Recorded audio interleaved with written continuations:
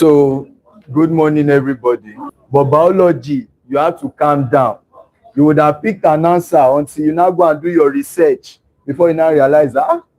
And funniest thing is that you will still be saying, was I wrong? Was I right? And you might not find answer to that question. There was a question now that I think has been brought a lot of confusion for years too, about carrier of hereditary character. Some books will say gene, some past questions will say gene, some past questions will say chromosomes. And I set that question. I now set it in Roman numerals again. And so you are now going to either say chromosome only or gene and chromosome only. So those are the questions that at a stage you will even need intervention of the examiner. The person that sets the question is the only person that knows the answer.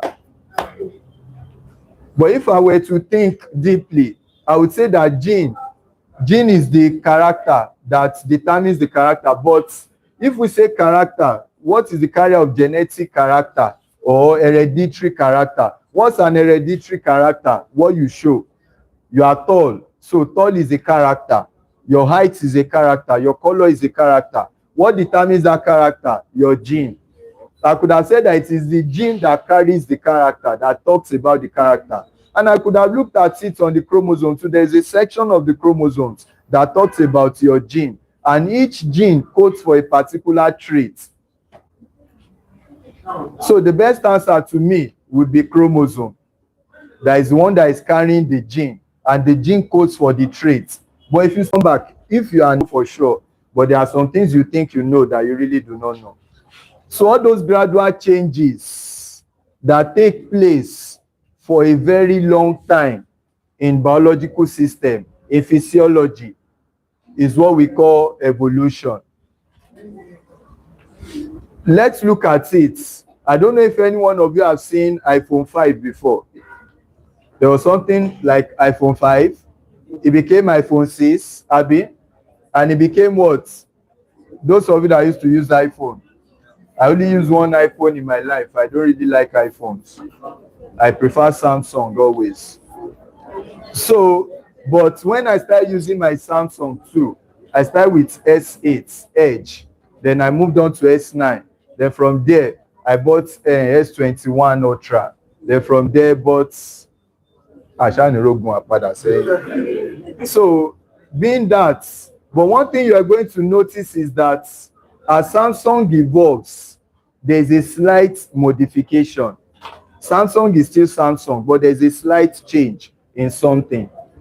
All of you now started from your childhood, even from JAM class. You probably do not know much, but gradually you started adding to yourself. And maybe in the next couple of months or years, someone that has seen you before as someone that wasn't intelligent started seeing you as someone that is very intelligent. And you yourself, you would have even forgotten that there was a time that you actually knew nothing. But you becoming intelligent at that level, did it just happen suddenly? You had to put up a lot of work, struggle. And now, let me bring something to your picture. A whole lot of you are looking for some courses now. Probably your course requires 320, 350. And let's say you now will pick 100. And there will be up to like over thousands, if not to 400,000, that wants the same course you want. That is why the course is competitive. That's why it's difficult. So you see someone, there was a time that I think Miriam had 89. And cutoff was 86. And we're looking at it like, how do you want someone to get this medicine in OAU that year? She was the only person that had 89. And almost everybody, 83, 84, 83, 84. And before you would have gotten to 83, she now, in her O level, she had almost like 9 point something over 10. In her JAM, she had 336. In her post-UTME, she had 38 over 40. 38 over 40, and she ended up at 89. Someone with 320 in JAM, someone with 9 over 10, someone with 35 or 36 over 40 should not even think about it. And are you now saying that the person did not really study too? That is the competition. And that's what we want to talk about. Now, let's now say that one out of all of you now fighting for the same thing. Some of you have been going through the night. You have been working so hard. You wanted that thing. You are going through the struggle. And you don't really have the strength before. Some of you might even say that, oh, I only read for 1 hour. But with time, you see that your 1 hour becomes 2 hours, become 3 hours, become 4 hours. I've read for 24 hours before. That I woke up 7 and I read to the next 7. Oh, so now, at a stage, you will so get used to reading that if you are not with book, you might even fall sick.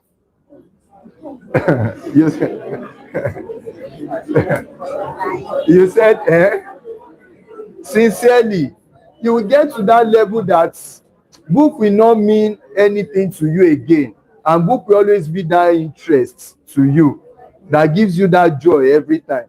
But now, let's say that as you wanted that course now, you did not get it. Then you probably give up. And giving up can come in different forms. You might still be lucky to evolve in another level. Now, by the time you give up and you say you are not doing again, you go and settle for anything. By the time you have children and your children face little challenges, they will also give up. They say, I'm not saying that this is genetic now. It's just mentality. It's just mentality. But if you are a parent that you too, you know what you faced during your own days. There were challenges that came your way and you stood your ground and you eventually overcome those challenges. When your children come, they will not even, you don't even need to tell them. Automatically, they will know that, oh, my mom is a strong woman. I know. Then I will also overcome this. Automatically.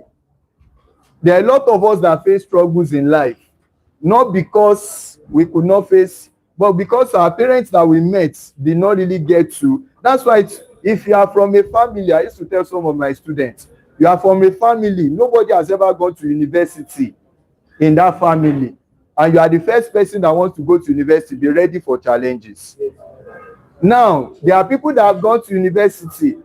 That's why I don't always support all these colleges and not in our education system.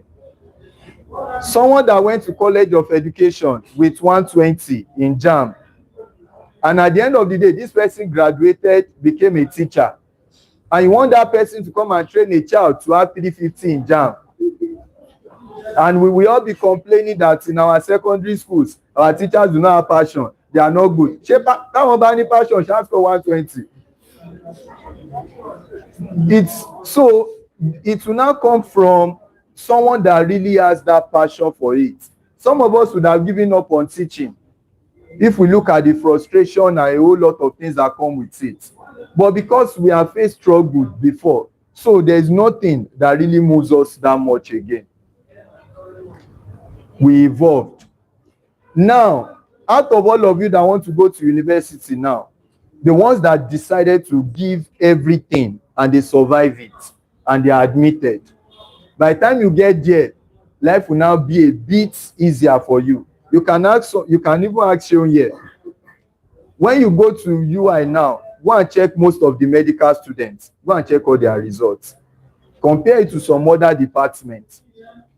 Even if you see a medical student has B, probably that student is just giving it out that, am I worried? Maybe I'm too busy. Or maybe something is just so new to the person. That's the only reason. But if you go and check results naturally, even if you speak to some lecturers, speak to some people, they will say, we know you people are very good. But did they become very good when they enter the university?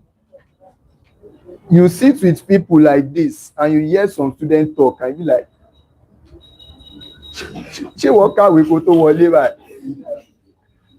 it is what it is. Those ones that fought so hard, that did not give up, they now became so strong that at a stage you now start seeing them as gods. Whereas they never gave up on that fight.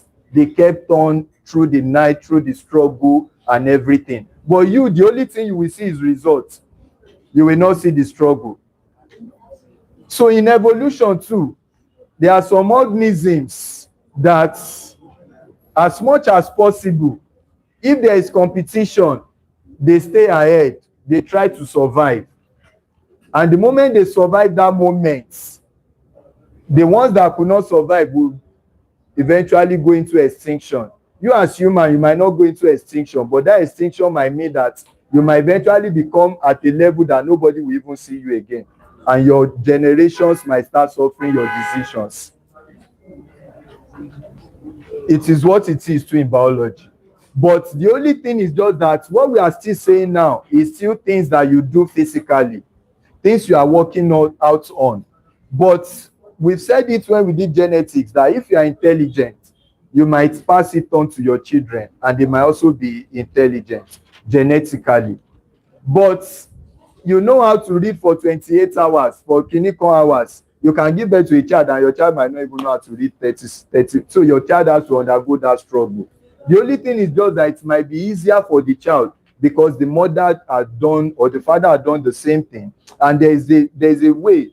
I was talking to one of my friends at a time that was saying that it is until he gives birth, it is until he has money, that's when he will give birth. That if there is no money, I would have preferred if you said that it is until you get married, until you get money, that's when you get married. I understand that. But the moment you are married already, and you now say that it is until you are rich, that is when you will have your first child. Now, it happens in different. I have a friend that will tell me that if he does not have 50 million in his account, at least he has more than 50 million now and he's not married yet. If he does not have up to 50 million in his account, he's never going to get married. No girl should even come near him. And he kept on with his hustle and everything. And from there, he's in US now. He did everything. He was working so hard. He has become so rich now. But the mother is always calling me that money when he's ready. He does not fancy anything that has to do with relationship. But the thing is that it will keep coming. So why did I now tell that person? I told the person, I said, you are married already. You now feel like, oh, all this struggling you are going through, your child should not go through it. Nobody wants your child to go through it. But sometimes it is best that when that child is giving birth to, the child sees you doing all those things, than you do all those things and just leave it for the child. As you are doing it, as you are trying to survive, you are going through this, you are making money, you are using your brain, you are doing everything, your child is observing. By the time the child goes to a level 2, he will know that, oh, you don't just sit down to survive. Even if the money is on ground, he will know that without go and sit down now.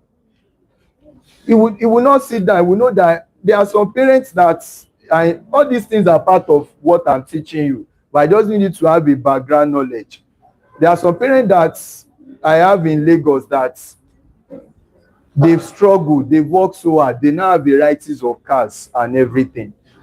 But their children got to a level, and at the end of the day, these children were just there. You don't see them do anything. And this parent died. And when they died, it became a problem. The children were still not going to work, nothing special, nothing. They were just relaxing. Little by little, started selling the cars, one after the other. There's someone that I used to meet in Ibadan too, that I met in OAU at the time. Then me, I was working in OAU, and this person came into OAU as a student, a rich kid. It was like 2018 that I came to Ibadan. I came to Ibadan 2017. I met him around 2018. And when I first met him in OAU, me, I was doing game business, where I used to do hustling to survive. I was not a student then. But he came in as a student with everything. But instead of this person to go to class, study, read, he felt everything is at home. He felt relaxed. He will play game from morning till night, enjoy himself and all of those things. But when I came to Ibadan 2017, this thing I'm saying was like 2012. When I came to Ibadan 2017, I just got to a street around there, and I saw this person walking up and down. And the woman that I went to buy something from, I said, Emma Dalon, but she might say, Ballet Kirineko, Manika Cotton for years, Kiniko. I was like, for how long? And now that person is facing challenges and struggles of life, or because the parents have worked hard to earn all of those things on ground for him or her. So it's the same thing. But now, even though they have worked all of those things, does that make him automatically rich too? He will still have to go through its own. So that's why you see that there are two theories. If the mother feel gone, if the father have gymed a lot and everything, the mother wants to give birth, so the Roman, a child that is not even big before, the mother is going through trouble. Now see more. So all these were part of the theories of evolution. So there are some things that you will do gradually for years, and all those things will become naturally part of you. Hard work will become part of you. Sitting there, I was talking to Grace this morning that I don't think that since they've given birth to me, because when I woke up this morning, I thought about it that let me just have 2 weeks, like 2 weeks of enjoyment, nothing. Grace now say, let me just have these 2 weeks of, I just woke up, I just feel like, is it like, let me just on my TV, play game, exercise, go to basketball court, just relax for like 2 weeks, not doing anything. It's not possible. By the time I sit down to play game for a day like this, Kinto to on TV after 3 months. Like, it's no longer just possible. As I'm sitting down, my brain is calculating different things. Oh, this book I'm writing, and how do I carry out this preclinical reading? How do I do this? This one is tormenting my life. This one is this one. As much as you start thinking different ways and you start working. So that rest in life, this stage now, it has become normal. Whereas if you tell someone to go and do some things, now the person will be like, but for me, it has become normal. Thinking, walking, just automatically become normal. But it does not mean that my child will come one and start saying that, oh, the job enjoy it. Until you start showing and say, whoa, into David Timothy, it's just the same way it is. So when you're talking about evolution is talking about those gradual changes that happen within population, within species of an organism over time. All those gradual changes is what we call evolution. And there are a lot of theories of evolution, especially about how we are formed. When we are talking about evolution, does not really mean all of you grew up from monkey. It does not really mean. It's just talking about changes that happen. If you talk about evolution, there are a lot of theories. So all of us that are Christians and Muslims and all, we all believe that we are created. Abi? We are created by a supernatural being, God. God created all of us. So we just met ourselves on earth because of superficial or supernatural creation. But at a stage, some scientists said that no, it's ammonia that came with carbohydrates. When ammonia and carbohydrates came together, they gave birth to cyanobacteria. Cyanobacteria gave birth to normal bacteria. Bacteria gave birth to fungi. Fungi gave birth to plants. Plants gave birth to all of us. So they said that we just came from molecules. Some said from inorganic molecules. Then at the end of the day, that's how we came to life. So the story about how we all came to life becomes hold on to what you believe. And the story of life after too becomes hold on to your belief. So, but scientists will talk at a stage and make you feel so bad that am I that useless? So when you're talking about evolution, the one we still talk about in biology is what we call organic evolution. So all those gradual changes that take place in our lives over a very long period of time, and that is called organic evolution. Organic evolution.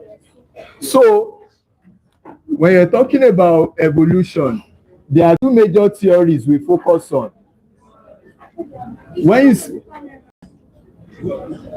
you say evolution is talking about all those gradual changes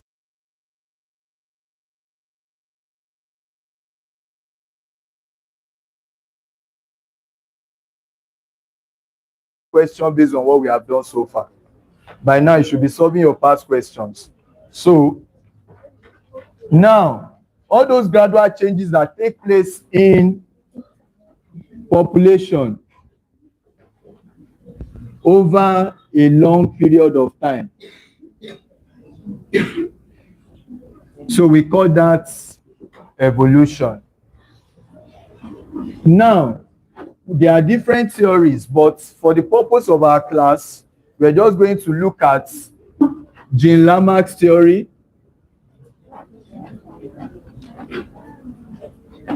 Jean Lamarck's theory of evolution. We're also going to look at Charles Darwin's theory of evolution.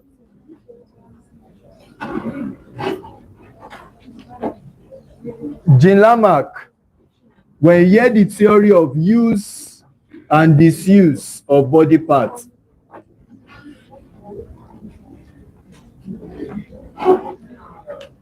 Jean Lamarck's theory is also known as the theory of use and disuse. How many of you use your left hand in this place to eat, to write? How many of you automatically just bite your fingernails? Mr. Bolaji will say, "Iwa bajelo moilara." So, according to Jean Lamarck made us to know that the parts you use the most, you are going to get adapted to it. And that will become part of you naturally for life. So one of the things that you need to know is that there will be competition.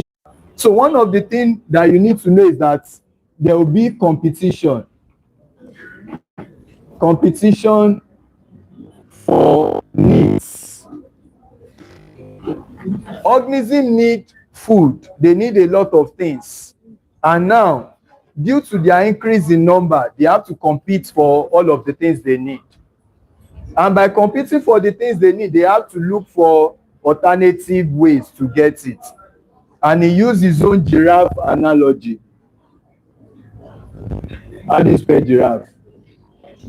I think it's single R, then double F. So he said, how the giraffe have their long neck? All of the goats, all of the animals, they are feeding on grass, normal plants. But at a stage, the plant was no longer enough to make them survive. Then those giraffes had to start stretching for shrubs, for trees, taller plants, and maybe goats could not stretch. But from his theory, he said giraffes started stretching so that they can be feeding on taller plants. And over the years, as they were stretching, their legs started getting longer. And their body, everything started getting longer. And that's why we now have a generation of giraffes that when they start giving birth to their children's neck also got longer. So, which part of the body was used most by the giraffe? Their neck. I hope you're getting that. So that now became automatically part of them. That was what Jean Lamarck was saying. And now, that thing that you get as a result of what you do, then he called it acquired character. Acquired characters. Then he now said something. He now said these acquired characters that you have inherited, though, when you give birth to offspring, you will pass it to them, which is a wrong theory. He said the part you use the most, just like an athlete. If you're an athlete, you would have seen female, even a female that runs, a female that does a lot of things. You will see how they will build muscles and everything. It does not mean that their children will have all of those things naturally. But because they use that part almost every time. I have a friend that we did jam class together, Ahmed, and he has always been particular about Jimmy and everything. He's no longer in Nigeria, and if you see him now, very huge. He can be dragging all these normal championship, this thing that they used to do. So he does all of those trainings too. And if you see him now, And I remember when both of us were looking for metals up and down to just start normal light workout. But now if you but it does not mean that if he gives birth, his baby will become like that. So those are part of the errors he made. So he said that he said that acquired characters are inherited. Please don't forget, this statement, is it true? No. So you don't inherit characters that you acquire, that you have to work for yourself. The characters you get are probably the ones you really have in your gene modification. So now, according to Charles Darwin gave a theory of what we call natural selection. Before I move on to Charles Darwin, let me tell you who proved this wrong. The person that proved Jean Lamarck's theory wrong, please, there's nothing you want to do. I can bet you will always see questions on all of these parts in your JAM. You will always see. They might just tell you which scientists talked about the theory of use and disuse, as simple as that. And they might put it in a way that they just want you to think, but it's always simple. Now, who proved this theory wrong, that acquired characters are inherited? There's a scientist called Ben Wallace.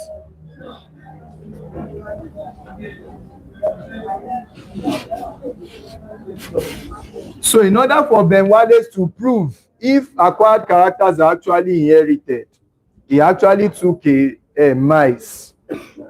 Which one is plural between mouse and mice? Mice is plural. So he took mice and he cut the tail of the mice. I was about to say mices. So he cut the tail of the mice, and at the end of the day, he left them to interbreed. And with time, he realized that the generations giving birth to actually have tails. So he's now telling us that how did they have that and do not have tail? You know, they have to cut it. So that is just like an accident.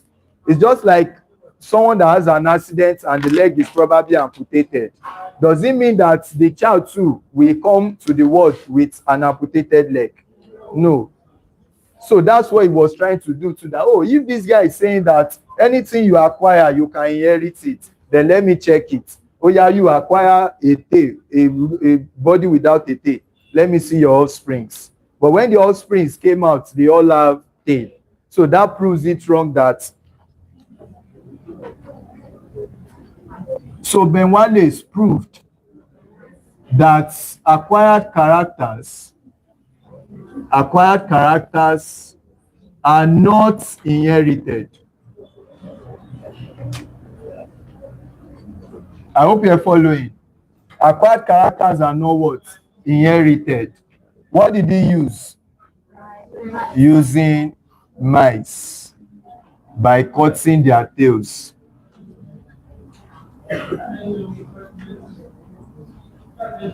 So by cutting their tails, and the generations that came after actually have tails.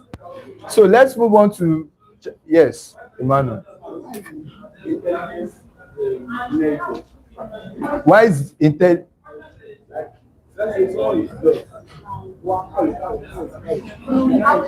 No, that's not the case. You know, we said something that environment can change you. The fact that you are dull now, there are some things that being intelligent, it does not mean you are brilliant. Brilliance is still different from being intelligent. Have you ever seen that people, you know how many parents are so intelligent that they did not go to school? And you'll be surprised that if some of your parents sit now and they do this plus this plus this, they can tell you that, hey, do this, do this, do this, do this. Just by being smart. And whereas when some parents address some things, so it's not about book now. Being intelligent does not mean book per se. Do you get that? So book is, nobody came with book. It was until you, the things you are exposed to. is what your book talks about, then they can say, oh, that boy is brilliant because of your level of education and all of those things. But the way you do things, the way you coordinate yourself, your maturity, when you are doing, they will know that that boy is intelligent. You understand what he's doing. So it's a different thing. Do you get that? So a child can be born and the child does not really. That's why if you feel like, oh, you don't know anything, although all of them still work together, there are some children that you see them, they will sit down and they will plan things that this is how it should be, this is how it should be. Let me just compare Simeon and Ben now. Simeon is intelligent, Abi, and he's brilliant. I can say Ben is intelligent and he's brilliant, but there is a place that both of them work. Ben might come down to observe things, but Simeon cannot sit down to only observe. He will want to work. I just bought a chair in my room that time, and I don't know if you know Simeon, he came for the seminar, and you know Ben. Even the chair got spots, the gamer's chair, and it was a spring or something that removed. And that's something about Simeon. If you see something like this, you will start thinking about what could have happened. How can I do this? How can I? And he did not read any book about it. Then he took the chair. He said, "Soldier, stand up. I will do this thing." He kept on looking at the chair. He turned it upside down. He did everything. He said, "Yes, I've discovered what's wrong." I mean, I've been managing my chair like that. I just know that if I want to sit like this, the chair will just go down. I will just use it to sleep. So I can't really sit back again. So, and he did. He checked the metals, and he now said, "So you will need to put something like a hook and all." And since then, if I now press, I'll press it down, then I'll press the hook. He discovered what's removed from the lever that is making it to. Then he told me, and since then, all I just have to do is press it down, then hook the lever back, and it will stay.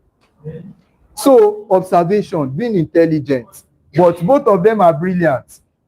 When it comes to academics, they will do well. But there are some things that Kilo Benjamin,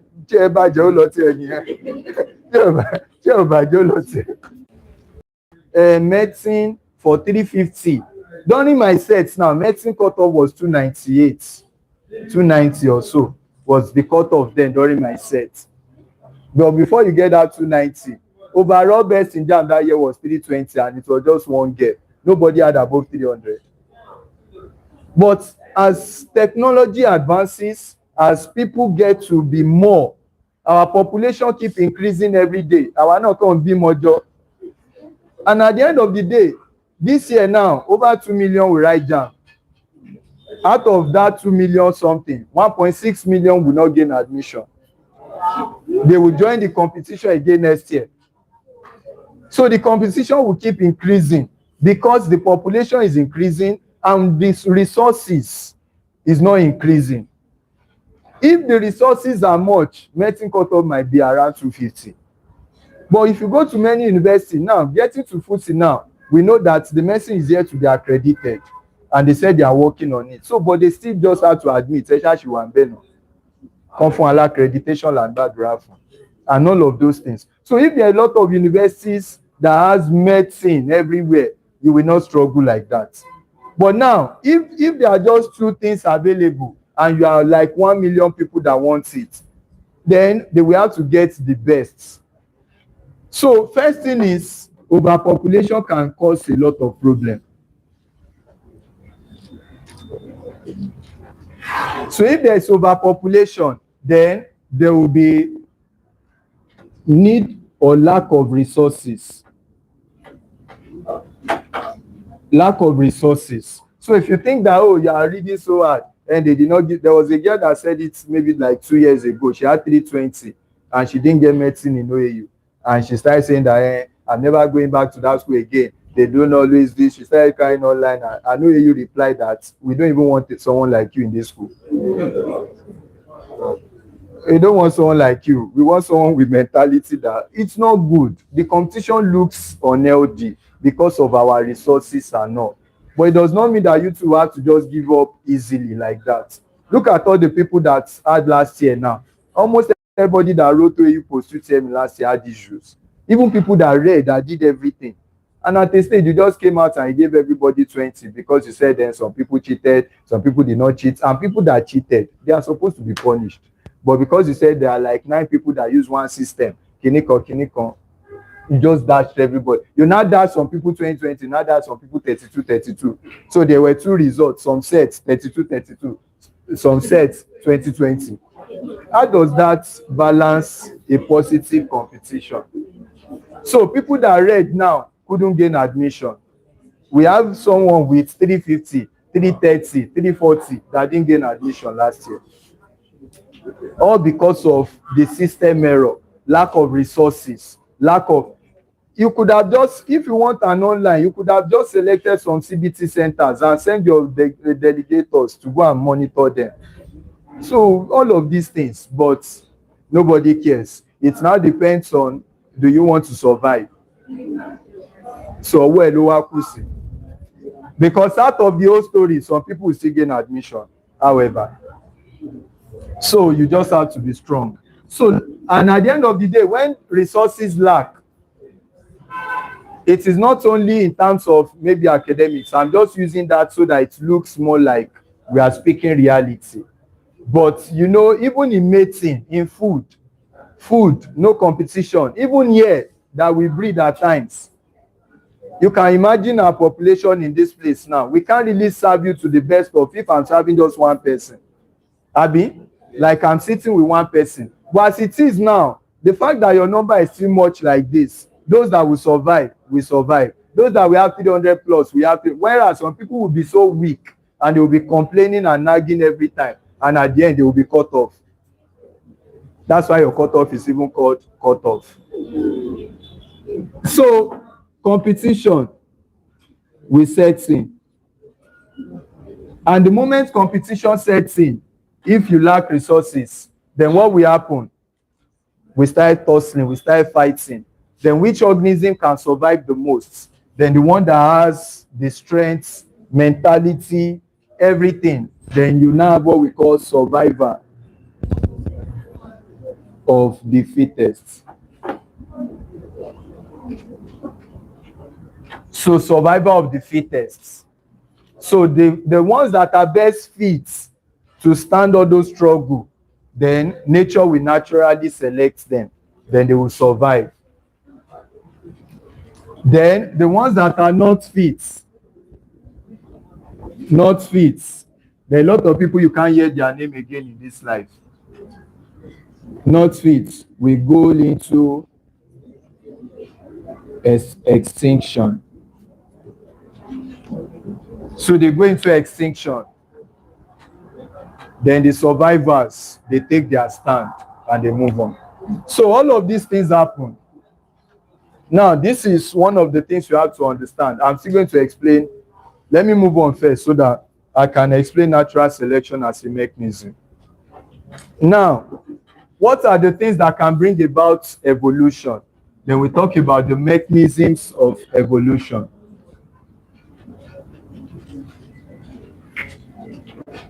Mechanisms of evolution.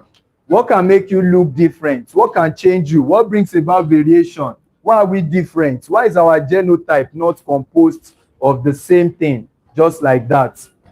So what caused it? All of those mechanisms are what we want to talk about.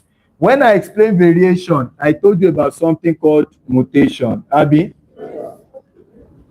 So you can imagine that all of us now, in a particular population, we are AA, AS, AA. There was no SS among us.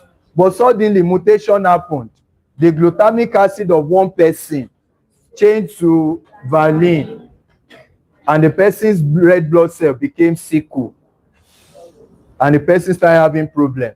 Now the person started mating, and now start introducing sickle cell into the population, all because of a single change that took place in the person's genetic composition. So you still remember what we called mutation.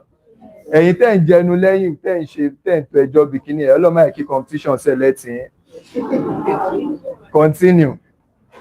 I don't know what you are you a member of the biology class? Gbogbo ṣe ń wò mí.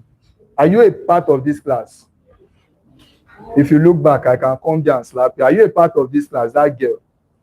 and you are talking to your friend, you are looking back. Don't worry. That is one of the things about competition. Some people come and sit on the floor.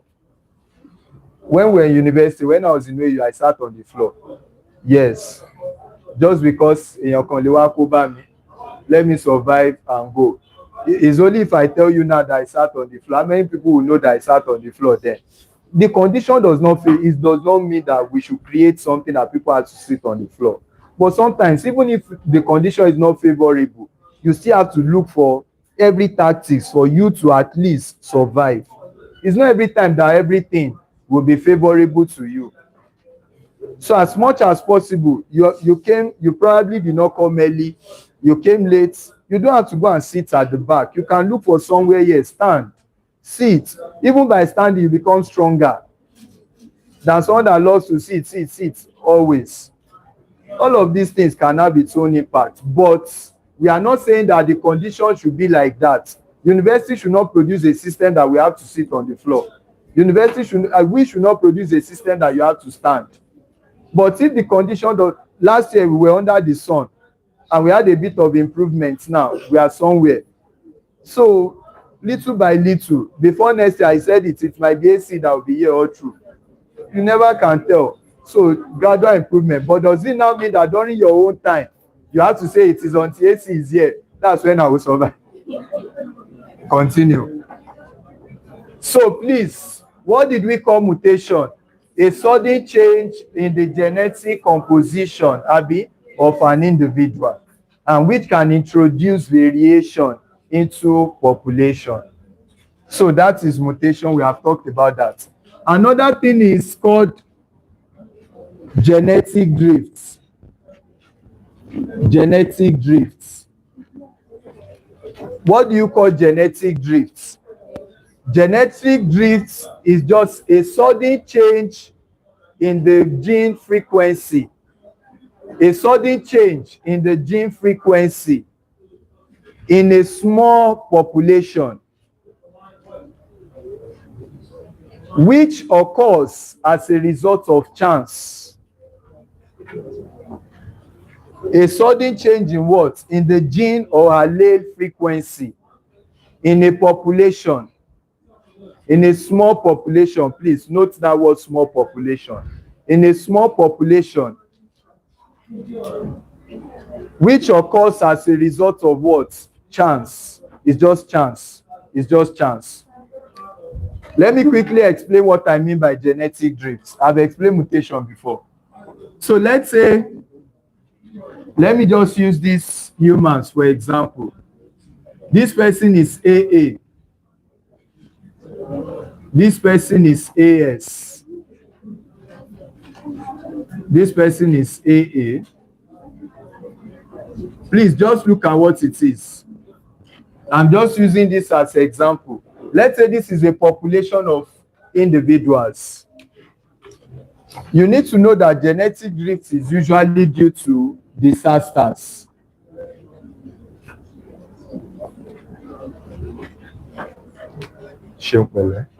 It's not easy. So, all of a sudden, listen, all of a sudden, in this population,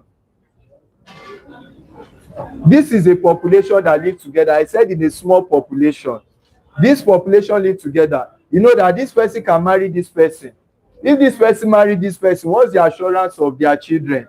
They can have AA, AS, they can have a lot of AS. And if they have a lot of AS, that means in this population now, AS will increase, Abi. But if this one come, they will always produce AAAA. But let's say suddenly, there's fire outbreak in the community, in Oberesinjo, or there's a truck. It's disaster also. Don't think that I like thinking evil, but it is what it is. There's a sudden truck that just entered the community, and the truck just cleared these people, or the fire killed those people. All of a sudden, look at this population. Do we still have anything like us? That means this population for life now, what would they continue to have? AA. or disaster. But imagine that the population is very big and there are a lot of AS. So even if something like that happened, it might kill a part but still live. Do you get the difference now? Why it has to be a small population? Do you understand what genetic drift is now? So it's a sudden change too in gene frequency. Like it's the number of genes you usually see every time. Due to one disaster that happened in a small population, a whole lot of you will just be working one day and you see all these ants that are picking sugar, picking bread, and you really did not know. You just pick your big leg and you step on a population of those ants and they all die. And maybe there's a particular gene that is associated with those ones. You have cleared it off. I don't know if you understand that. That is genetic drift. It's just disaster. Something that happens suddenly. I've not even used my 1 hour. Stop putting hand on my neck. I started 9:20.